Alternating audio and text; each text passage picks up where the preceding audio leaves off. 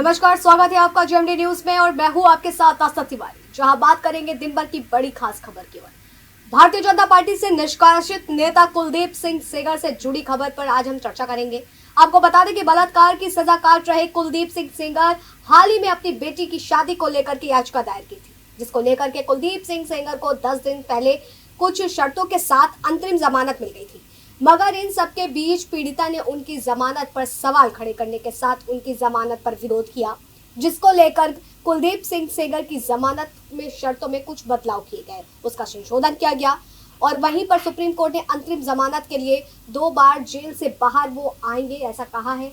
पहले 27 जनवरी से 30 जनवरी तक बाहर रहेंगे, वहीं 30 जनवरी को सरेंडर वो करेंगे, फिर 6 फरवरी से 10 फरवरी तक वो बाहर रहेंगे। तो जिस तरीके से अभी देखा जाए तो जो है कुलदीप सिंह सेंगर को 15 दिन की अभी 10 दिन पहले जमानत के लिए बात कही गई थी कि जमानत उनको 15 दिन की मिलेगी, लेकिन जिस तरीके से पीड़िता ने विरोध किया उसके बाद उनकी जमानत या अर्जी में जो शर्तें थी उसमें कई सारे संशोधन किए गए हैं। कोर्ट ने यह आदेश पीड़िता के आवेदन पर दिया है। याचिका में पीड़िता सेंगर को दी गई अंतरिम जमानत को वापस लेने, फिर अतिरिक्त प्रतिबंध लगाने का निर्देश देने की मांग की थी। सेंगर को हाई कोर्ट ने उनकी बेटी की शादी में शामिल होने के लिए 15 दिनों के लिए 27 जनवरी से 10 फरवरी तक के लिए अंतरिम जमानत दी थी।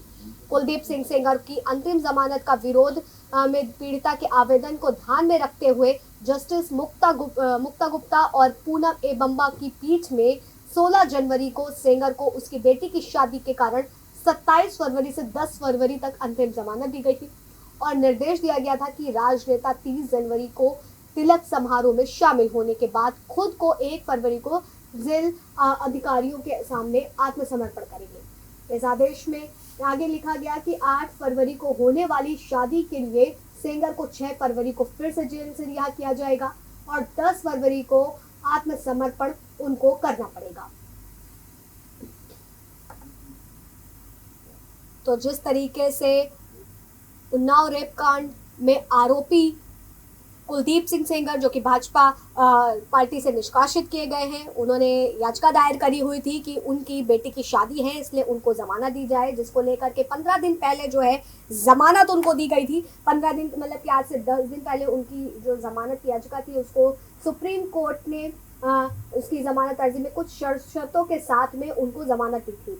उन शर्तों के हिसाब से वो पुलिस की पैनी नज़र में रहेंगे और अपनी बेटी शादी 15 दिन के लिए जो उन्होंने जमानत मांगी थी उसमें वो अपनी बेटी की शादी के सारी रस्मों रिवाजों में शामिल होंगे। लेकिन उसके बाद जिस तरीके से पीड़िता ने विरोध किया, सुरक्षा व्यवस्था को लेकर के तमाम बातें उसने उठाई, उसके बाद जो है उनकी जमानत अर्जी में संशोधन किया गया है, जहां अब वो पहले 27 उनकी जो है 27 जनवरी से 30 जनवरी तक बाहर रहेंगे।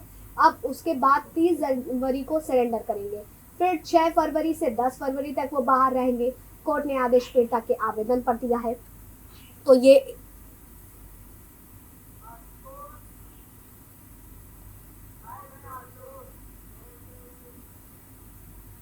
और इस पर तमाम जानकारी देने के लिए हमारे साथ उन्नाव से संवाददाता आशुतोष पांडे जुड़ चुके हैं। आशुतोष, जिस तरीके से अगर देखा जाए कुलदीप सिंह सेंगर की जमानत को लेकर के जो दोबारा शर्तों में संशोधन किया गया है, क्या कुछ बताएंगे उस पे? आपको बता दें कि जिस दिन जमानत मिली थी उसके बाद ही जी कुलदीप, आपकी आवाज हम तक नहीं पहुंच रही है, तो आपको बता दें कि जिस तरीके से लगातार जमानत को लेकर के बात चल रही थी, पीड़िता ने आरोप लगाया और उस कुलदीप, आपको आवाज आ रही है? जी, आपको बता दें कि जिस तरह से जब जमानत स्वीकृत हुई थी तो उसके बाद से ही पीड़िता लगातार इस पर सवाल उठा रही थी और जेएमडी न्यूज ने इसको प्रमुखता से दिखाया भी था। उसके बाद आज एक बार फिर जब पीड़िता ने हाईकोर्ट में अर्जी लगाई थी तो उसको हाईकोर्ट ने संशोधित करते हुए अब ये कर दिया है कि जो अंतरिम बेल थी उसको 2 चरणों में कर दिया है। एक बार तिलक समारोह में भाग लेने के कुलदीप सिंह बाहर आएंगे, उसके बाद फिर वो जेल चले जाएंगे, उसके बाद शादी में फिर 6 तारीख को आएंगे तो 10 तारीख को फिर उनको जेल में जाना होगा। और सूत्रों के हवाले से एक और बड़ी खबर आ रही है, हालांकि इसकी पूर्ण रूप से पुष्टि नहीं होगी, कि पुलिस अभिरक्षा में भी रहेंगे सेंगर। अच्छा, तो मतलब कि वो जो है पूरी पुलिस की अभिरक्षा में रहेंगे, पैनी नजर पुलिस की पूरी इसमें बनी रहेगी। लेकिन इन सबके बीच आप ये बताएं कि कुलदीप को जब बाहर आएंगे तो वो अपने निवास भी जाएंगे और ये तमाम चीजें सुरक्षा व्यवस्था, तो पीड़िता की सुरक्षा व्यवस्था के हवाले से क्या कुछ इंतजाम किए गए हैं? ये आपको बता दें कि जो पहले ही जो बेल दी गई थी उसमें ही ये कहा था कि उनको अपने वो थाना क्षेत्र दिखने होंगे जहां जहां पर कुलदीप सिंह जाएंगे। इन्होंने इस समय वर्तमान में शादी जो है वो लखनऊ में होनी है, लखनऊ में ही कुलदीप सिंह का एक और आवास भी है, उसी का पता दिया गया है। इसलिए पूरी संभावना है कि कुलदीप सिंह फिलहाल उन्नाव नहीं आएंगे। और पीड़िता की जहां तक बात करा जाए वो इस समय दिल्ली में है, लेकिन लगातार उसकी कुलदीप सिंह सेंगर अपने जो उनका उन्नाव में निवास है वो वहां पर नहीं आएंगे, लखनऊ के अपने निवास में वो वहां पर जाएंगे। जी, आपको बता दें पूरा जो शादी समारोह है वो भी लखनऊ में ही आयोजित होना है। लखनऊ और गोरखपुर 2 जगह होगा, क्योंकि तिलक गोरखपुर में चढ़ाया जाएगा और शादी जो है वो लखनऊ के बड़े आलीशान होटल से होनी, ताज होटल से होनी है।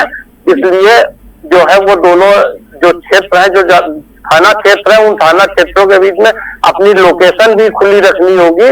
वो मोबाइल नंबर भी जमा कराने होंगे सीबीआई के पास, उस लोकेशन की भी ट्रेसिंग होगी। लेकिन इस सबके बाद भी जिस तरह से पीड़िता ने सवाल उठाया था और अर्जी डाली थी, तो कहीं ना कहीं कोर्ट उससे कन्वे हुई है। जो 15 दिन की सीधी अंतरिम बेल थी उसको फिलहाल रोक दिया गया है। ये कहीं ना कहीं झटका माना जा रहा है सेंगर के लिए। आशुतोष, ये बताएं कि पीड़िता ने जो जमानत अर्जी की बात कही और ऐसा विरोध में क्या कुछ बात कही कि सुप्रीम कोर्ट को अपनी शर्तों का संशोधन करना पड़ गया?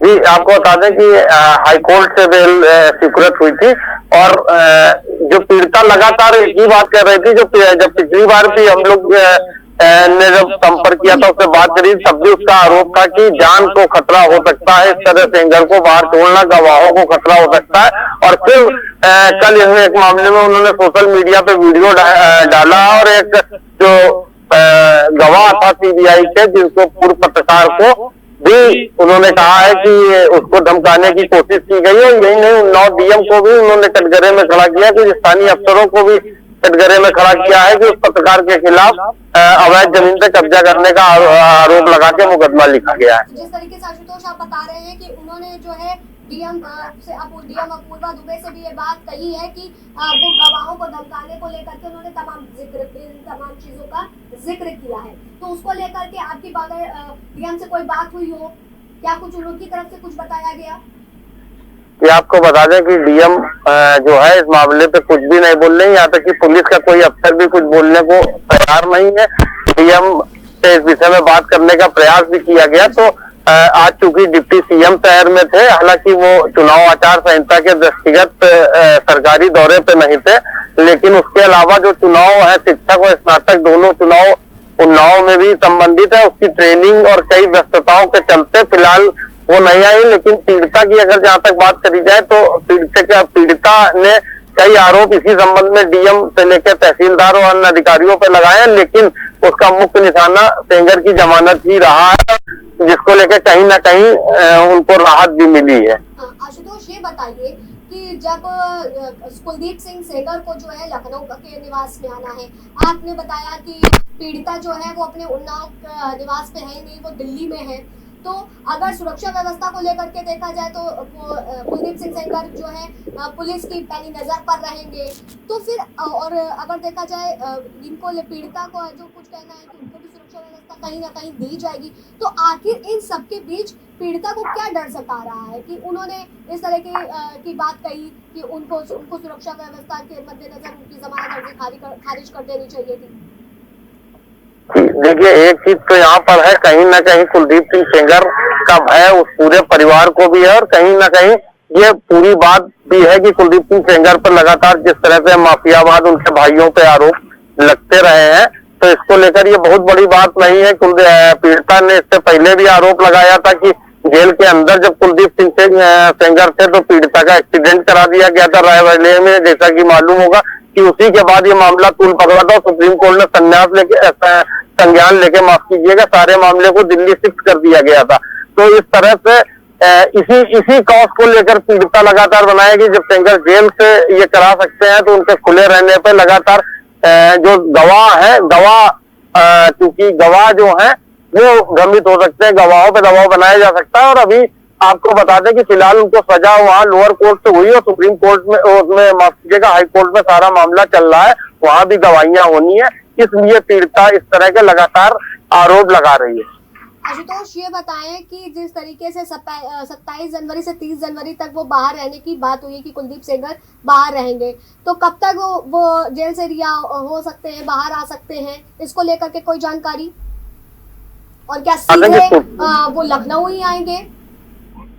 सूत्रों के हवाले से जो बड़ी जानकारी आ रही है कि जिस समय ये रोक लगाई है हाई कोर्ट ने, उससे पहले कुलदीप सिंह सेंगर जेल से निकल चुके थे। ये सूत्रों के हवाले से बड़ी खबर है। ये हमारे जो सूत्र हैं उन्होंने बताया कि जिस समय ये फैसला आया है दोपहर के बाद, उससे पहले कुलदीप सिंह सेंगर निकल चुके थे। कस्टडी वाली बात की अभी, पुलिस कस्टडी की बात की अभी पुष्टि नहीं हुई है, लेकिन शायद उनको कहीं रोका, अगर कस्टडी की बात रहेगी तो उनको रास्ते में कहीं डिटेन किया जाएगा और शायद पुलिस कस्टडी में उनको लिया जाएगा। लेकिन ये फिलहाल अभी सूत्रों के हवाले से खबर है, इसको तो थोड़ा सा कंफर्म होने में समय लगेगा। जी चलिए आशुतोष, जानकारी देने के लिए बहुत बहुत शुक्रिया। तो जिस तरीके से सूत्रों के हवाले से ये भी खबर हमारे संवाददाता बता रहे हैं कि ये जब याचिका को लेकर के जो संशोधन किया गया जमानत अर्जी में, उससे उसी समय पे ही उनको रिहा कर दिया गया था।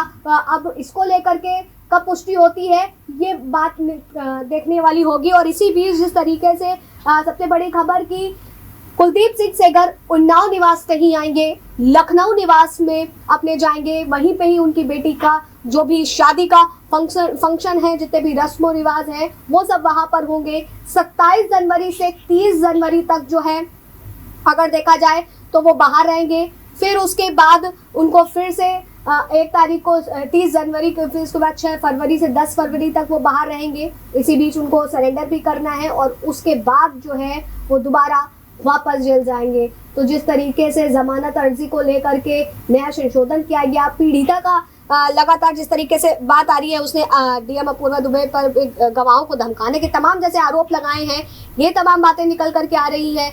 अब देखने वाली बात होगी कि इस मामले को लेकर के क्या कुछ संज्ञान लिया जाता है।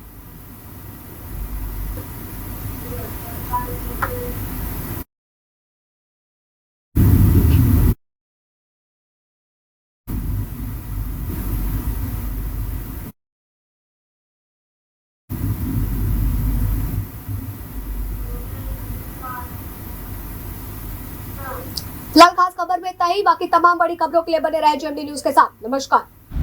अगर आपको हमारा वीडियो पसंद आया हो तो हमें लाइक करें, सब्सक्राइब करें और ज्यादा से ज्यादा शेयर करें। और हाँ, बेल आइकॉन दबाना ना भूलें ताकि हर खबर का अपडेट आप तक पहुंचे तुरंत। आप हमें इंस्टा, ट्विटर और फेसबुक पर भी फॉलो कर सकते हैं। हमारी आईडी है @JMD News।